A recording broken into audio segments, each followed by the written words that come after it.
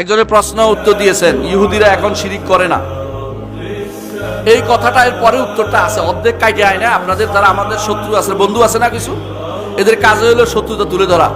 আমরা বলেছি ইহুদিরা এখন মূর্তি পূজা করে না, এরপরেই বলছি শিরিক করার অর্থ দ্বিতীয় লাইনে আছে যে তারা মূর্তি বানাইয়া আমাদের যে পূজাটা হিন্দুরা করে এটা তারা করে না। আবার মূর্তি বানায় কারা? ইয়ারা খ্রিস্টানরা। কিন্তু ইহুদিরা মূর্তি বানায় না, অন্য পূজা তাদের আছে, শিরিক করে তারা।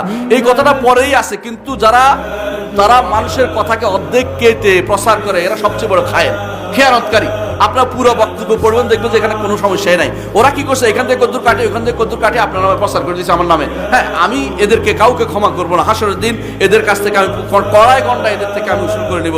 আমি আল্লাহর পথে দাঁড়িয়ে, আমি তোদের বিরোধিতা করি না, কিন্তু তোরা ইচ্ছা করে আমার বিরোধিতা করেছিস। তোরা ইসলামী আন্দোলনের নামে কি ঘোড়া টিপ করে ফেলছিস, আমার নামে বিরোধিতা করার জন্য কাটাকাটি করে আমার সাথে লাগিয়ে দিস। আমি তোদেরকে চিনে রাখবো ইনশাআল্লাহ। হাসরের দিন তোদের থেকে আমল না নিয়ে আমি ছাড়বো না। আল্লাহ তু সুন্দর অনুসারী যারা ছিল তাদেরকে তাবেঈ বলা হয়।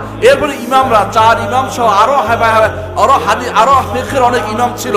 ইমাম আউজাঈ রাহমাতুল্লাহ আলাইহি বিশাম, ইমাম সুফিয়ান আস-সাউরি তিনি বিল কুফা, ইমাম সুফিয়ান ইবনে উয়াইনা তিনি বিল মক্কা। এই 3 জনকে বলা হয়, এবং মালিক বিল মদিনা, এই 4 জনকে বলা হয় ইমামুল হুদা। একই সময়ে যারা ছিলেন এবং তাদের থেকে সারা দুনিয়ার মানুষ সহিহ আকীদা ও পথ গ্রহণ করেছেন, এরা সবাই আসহাবুল হাদিস ছিলেন। এরা সবাই আসহাবুল হাদিস ছিলেন, এরা সবাই আহলুস সুন্নাহ ছিলেন। এদেরকেই আহলুল হাদিস বলা হতো।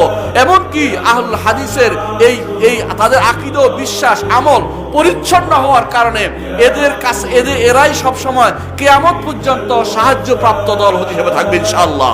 এবং এরা পরিচ্ছন্ন দল হওয়ার কারণে তাদের উপর আল্লাহ তাআলার পক্ষ থেকে তারাই কিয়ামতে নাজাত পাবে।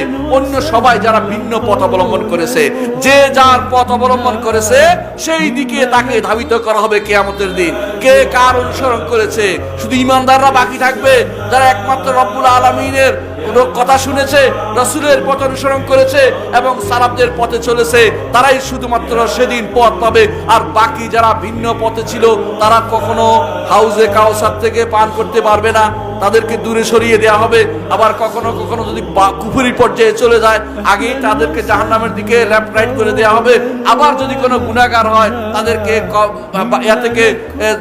কি বলে এটাকে, বলসেরাত থেকে পরে তাদের নিচে আগুনে পড়তে হবে। কিন্তু যারা ফিরকাতুন নাজিয়া তারাই হবে যারা মুহাম্মদুর রাসূলুল্লাহ সাল্লাল্লাহু আলাইহি ওয়াসাল্লামের সুন্নাহর অনুসরণ করেছে, হাদিসের অনুসরণ করেছে, এবং যারা সাহাবায়ে কেরামের পুঙ্খানুপুঙ্খ অনুসরণ করেছে, যারা ইমামদের অনুসরণ করেছে, এবং যারা মুহাদ্দিসিনদের অনুসরণ করে চলেছে কিয়ামত পর্যন্ত। এই জন্য মুহাদ্দিসিনদের এই পথটিকে আপনাকে বেছে নিতে হবে। এই পথের ভিন্ন কোনো পথ নাই।